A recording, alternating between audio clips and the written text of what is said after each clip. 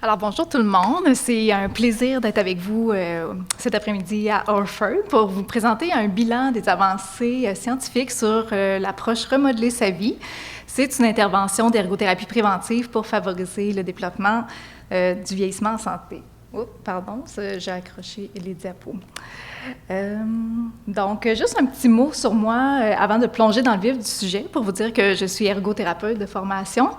Moi, j'ai travaillé pendant un peu plus de 10 ans sur la Côte-de-Beaupré au soutien à domicile et j'avais toujours cette même impression d'arriver trop tard, d'éteindre des feux, d'être dans l'urgence puis d'être centré uniquement sur l'autonomie, la sécurité, sans jamais vraiment laisser aux aînés l'espace, le temps, sans jamais vraiment leur offrir les outils pour prendre en main leur santé, reprendre du pouvoir sur leur santé.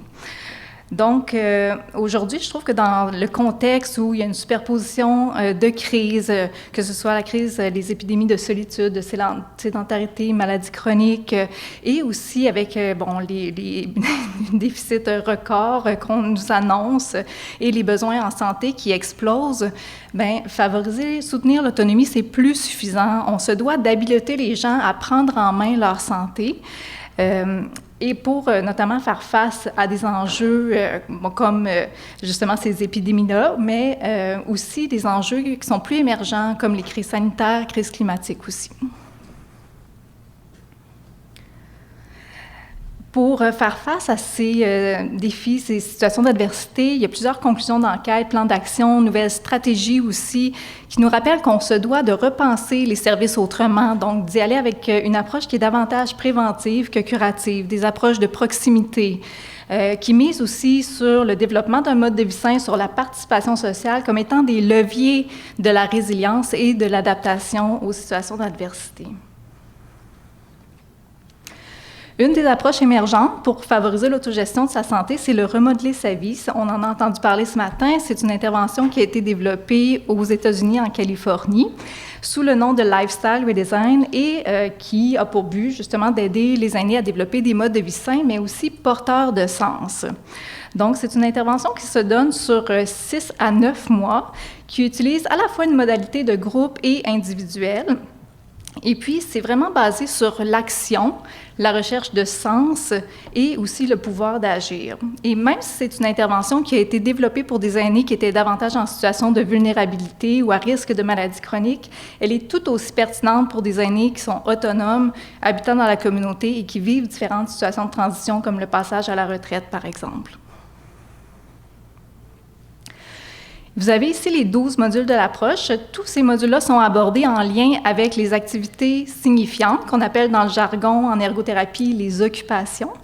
Donc, ce sont des modules qui ont été développés à partir de résultats probants et sur des thèmes d'importance pour les aînés. Donc, par exemple, la sécurité à domicile dans la communauté, l'alimentation, la gestion du stress, les relations interpersonnelles, la sexualité, etc.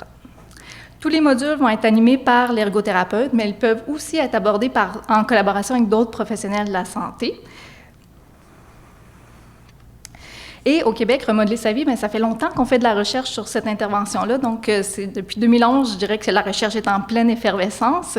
Et jusqu'à maintenant, c'est plus de 125 étudiants et ergothérapeutes qui ont été formés à l'approche, 2 SUS qui l'ont implanté, dont un de façon pérenne, donc ça traduit bien le passage de l'intervention de la recherche à la clinique.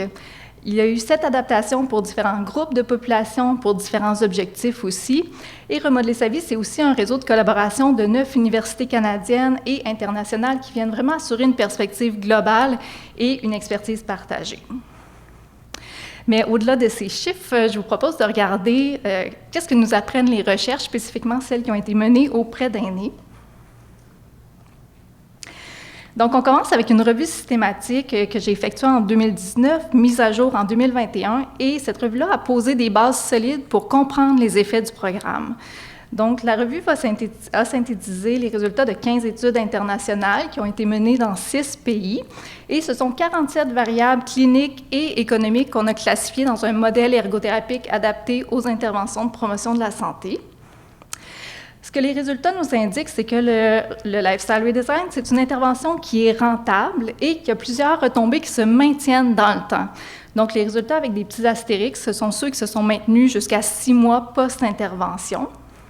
Et les résultats les plus probants concernent la qualité de vie, la satisfaction envers la vie, le fonctionnement social et la qualité des interactions, la santé physique et mentale, et aussi la perception de la santé et des limitations fonctionnelles. Avec la recension, on avait plusieurs données probantes sur les effets, mais on connaissait bien peu de choses sur les facilitateurs et les obstacles à l'implantation. Donc, dans le cadre de ma maîtrise, j'ai effectué une étude de pré-implantation. C'était une recherche-action participative menée auprès d'ergothérapeutes, d'étudiants en ergothérapie, de gestionnaires, de partenaires communautaires.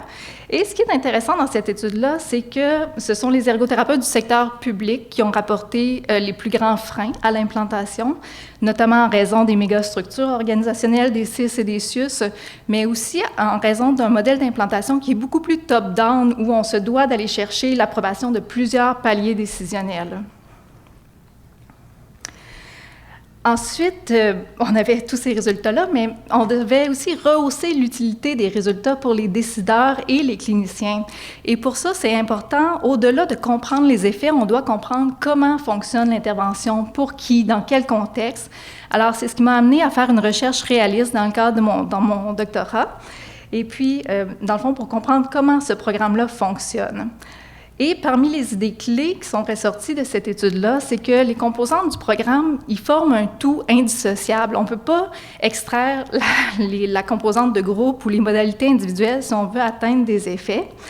Et chacune de ces composantes-là est responsable de l'activation de certains mécanismes.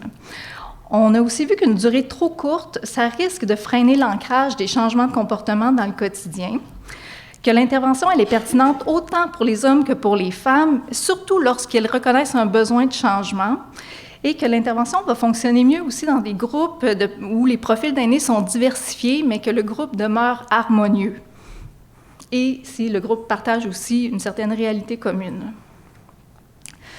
Quelques mots sur la première étude pilote canadienne qui a été menée en 2017 par l'équipe de professeurs Levasseur à Sherbrooke auprès de 17 aînés avec et sans incapacité.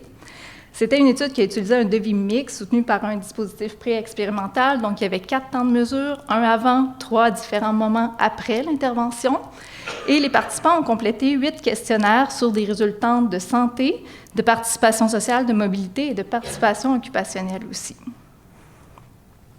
Ce que les résultats nous montrent dans cette étude-là, c'est pour tous les participants une amélioration de la santé mentale, de l'intérêt envers les loisirs, de l'équilibre de vie. Et spécifiquement pour les aînés sans incapacité, ce qu'on a observé, c'était une hausse de l'engagement dans les activités signifiantes. Et chez les participants avec incapacité, c'était des gains au niveau de la participation sociale et de l'attitude envers les loisirs. On a aussi étudié la faisabilité du remodeler sa vie. Donc, ce que ça nous a montré, c'était que cette intervention-là, elle était assez flexible pour répondre aux besoins, aux capacités, aux intérêts à la fois des aînés avec et sans incapacité. On avait un taux de participation qui était très élevé, une faible attrition. Les gens étaient présents à plus de 90% des groupes. Au niveau des facilitateurs, ce qu'on a observé, c'était que quand il y avait de la présence de bénévoles, c'était aidant. La régularité aussi des séances, donc même heure, même poste, ça aussi, c'est un élément facilitant. Et au niveau des obstacles qu'on a rencontrés, on a eu des enjeux au niveau du coût de certaines activités et aussi certains enjeux de transport. Un élément intéressant dans cette étude-là, c'est que 75% des activités qui ont été offertes dans le cadre du Remodeler sa vie étaient des activités qui s'inscrivaient directement dans le champ d'exercice de l'ergothérapeute. Avec le professeur Patrick Boissy et aussi avec d'autres chercheurs, dont la professeure Mélanie Levasseur, Remodeler sa vie a été intégré dans une intervention qui s'appelle Promo Santé. Donc, c'est une intervention multimodale qui vise la prévention du déconditionnement. Cette intervention-là inclut remodeler sa vie, mais aussi de l'activité physique et de la thérapie cognitivo-comportementale. Et c'est un projet aussi qui inclut des collaborations avec des cliniciens du CIUS comme Ariane Grenier, qui est ergothérapeute et qui offre le programme directement dans la communauté. Donc, le remodeler sa vie, c'est oui avec les aînés, mais c'est aussi le projet de Mélanie Couture sur la réinsertion socio-professionnelle des jeunes NIF. celui d'Emmanuel Jasmin pour la réduction du temps d'écran chez les jeunes, celui de Patricia Belchior pour les personnes aînées vivant avec un trouble neurocognitif et leurs proches aidants, celui d'Émilie Lagueux sur les femmes vivant avec des douleurs chroniques et persistantes, et c'est aussi mon projet de postdoc qui portera aussi sur la santé durable des aînés en contexte de changement climatique avec la professeure Marie-Josée Drolet. Donc, ensemble, ces projets de recherche-là nous ont permis de tirer différents enseignements sur l'adaptation du remodeler sa vie. Donc, d'abord, le remodeler sa vie, c'est une intervention sociale complexe qui appelle à utiliser différentes méthodologies, autant quali que quanti, pour comprendre ses effets, mais aussi tous les mécanismes qui les sous-tendent. C'est aussi une approche qui est adaptée à divers besoins, diverses clientèles, notamment pour favoriser la résilience lors de transitions de vie ou en période d'adversité.